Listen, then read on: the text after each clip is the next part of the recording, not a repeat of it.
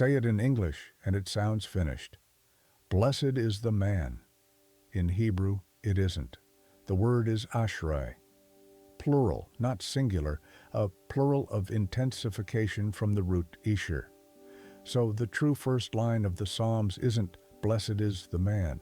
It's, oh, the many happinesses of the man.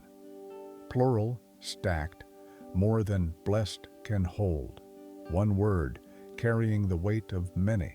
That's how the entire Psalter opens, and almost none of us have ever heard it read that way. Over the next few minutes, I'll walk you through the Hebrew itself, word by word, and show you exactly why that plural changes not just Psalm 1, but how you read everything that follows it in the book of Psalms. Open a Hebrew Bible to the very first line of the Psalms, and here is the word your eye lands on before any other. Ashrei. On the screen, it looks like this. Ashrei, 4 consonants, read right to left. Aleph, Shin, Resh, Yod. That is the doorway into the entire book. And the moment you look at it closely, the English blessed starts to feel too small for the room. Here is the mechanism. Ashrei is not a verb. It is not something done to the man. It is a noun from the root esher, spelled Aleph Shin Resh. And that noun means happiness or blessedness, a settled well-being. But you will almost never find esher standing alone in its plain singular form. The lexicons are strikingly consistent here.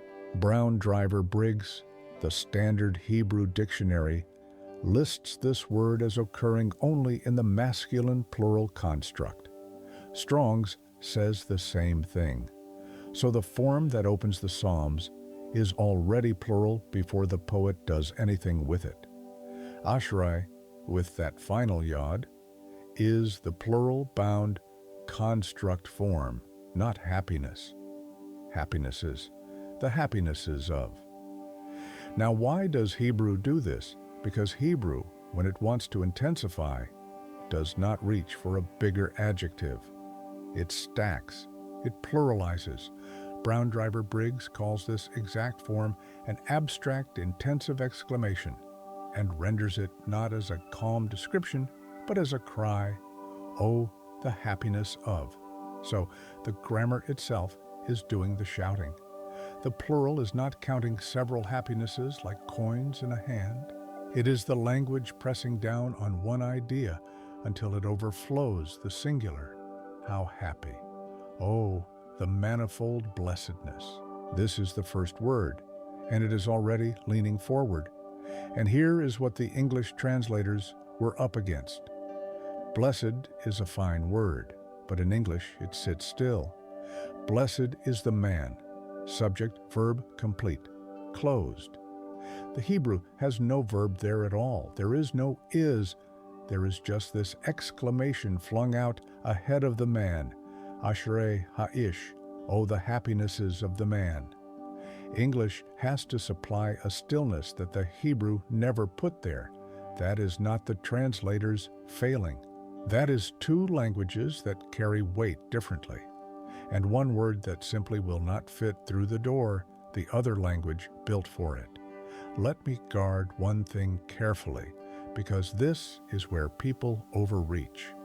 There is a second Hebrew word that also reaches us as blessed. Barukh. You have heard it. Baruch atah. Blessed are you. But Baruch is a different word, and it matters that we not blur them. Barukh is the passive participle of the verb barak, to kneel, and by extension, to bless. Barukh is a blessing pronounced. It is spoken over someone, by Yahweh, or by a person in his name. Words laid on a head. Ashrei is not that. Ashrei is not spoken over the man. It is observed about him. Not a blessing handed down from above, but a condition noticed from the side. Look at him. Oh, the happinesses of this one who walks a certain way. Keep that straight. One word is a gift placed on you, The other is a state scene in you. And Psalm 1 does not open with barukh. It never uses barukh at all. It opens with Ashrei. So that is the mechanism under the first word, a noun of happiness that Hebrew will only speak in the plural. A construct form the grammarians read as an intensive cry, not a flat label, and a deliberate distance from barukh, the pronounced blessing that most of us have quietly folded into the very same English word for our entire reading lives. Hold that shape in your mind, the plural, the overflow, the exclamation, because now we can set it back into the sentence and watch what it does to the rest of Psalm 1. So now set the plural back into the sentence and read the whole opening again slowly. Oh, the happinesses of the man who does not walk in the counsel of the wicked. Listen to what the verse does next. It does not stop at one image. It moves. He does not walk in the counsel of the wicked, and then he does not stand in the way of sinners. And then he does not sit in the seat of scoffers. Walk, stand, sit. 3 postures, sinking deeper. The line refuses to make one point and quit. And that is the plural already at work. Ashrei was never going to describe a single static blessing. It opens in the plural because the happiness it names arrives in layers. Then the psalm turns positive, and watch it multiply again. His delight is in the instruction of Yahweh, and on that instruction he meditates day and night, not once, not on a good morning, day and night, over and over. And out of that comes the image the whole psalm has been building toward. He is like a tree planted by streams of water, not a tree that happened to grow there, a tree planted, set on purpose beside the water. It yields its fruit in its season. Its leaf does not wither. Whatever he does prospers. Count them, a tree, streams, plural, of water, fruit in season, a leaf that will not wither. That is not one blessing. That is a handful, stacked, each one another happiness laid on the last. Oh, the happinesses of this man. The Hebrew told you at the very first word to expect more than one, and now the poem spends its lines making good on the promise.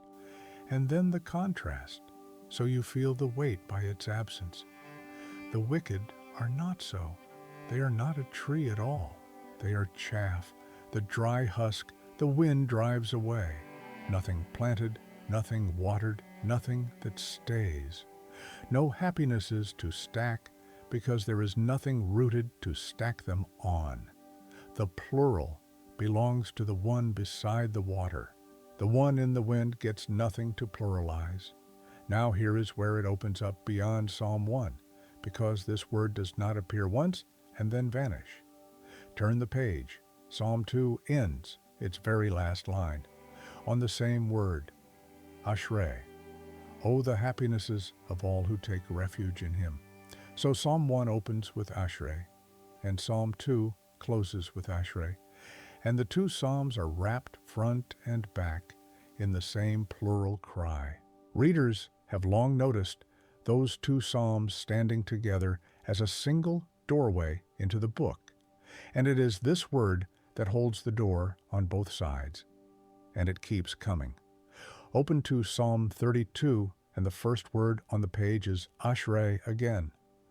Oh, the happinesses of the one whose transgression is forgiven. Different man, different trouble. Same overflowing plural. The book keeps reaching for this one word whenever it wants to point at a life and say, look, not blessed in the still finished English sense, but happy upon happy upon happy, more than the singular can hold.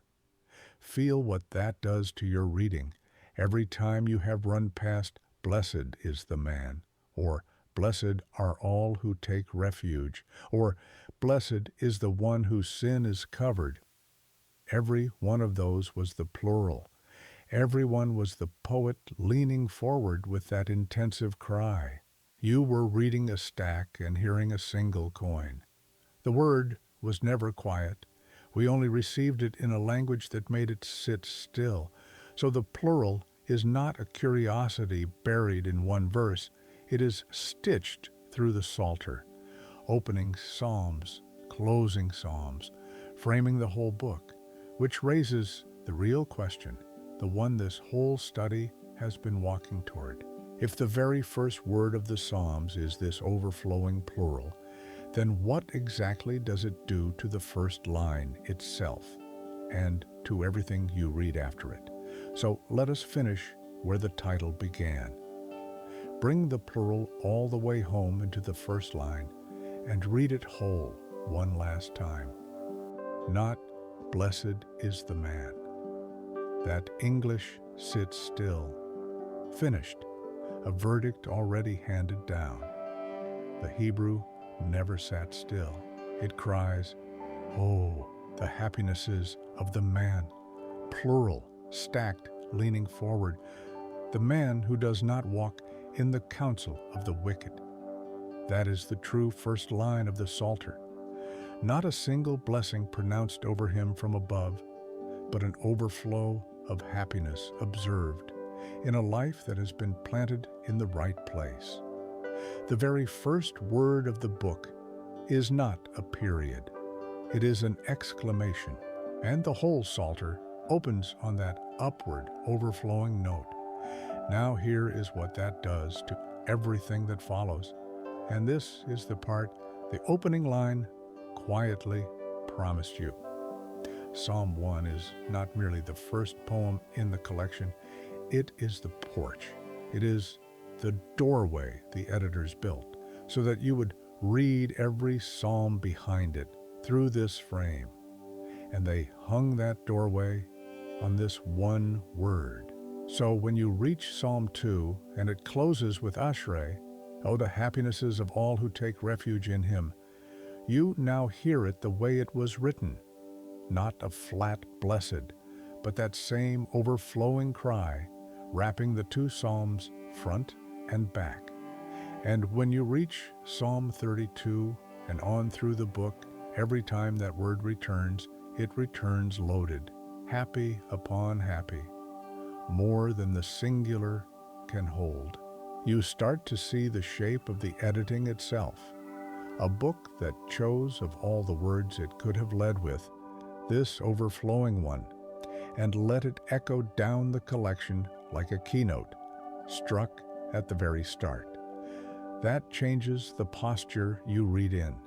The Psalms do not open by commanding you. They open by pointing. Look, oh, the happinesses of the one who lives like this, and inviting you to want it. The first word of the book is not a rule. It is an offer held out. It does not push. It opens a door and steps aside. And once you have heard the plural, you cannot unhear it.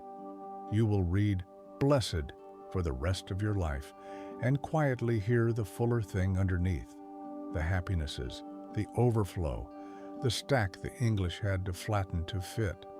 Let me pray with you for a moment. Yahweh, thank you for a word we thought we already understood.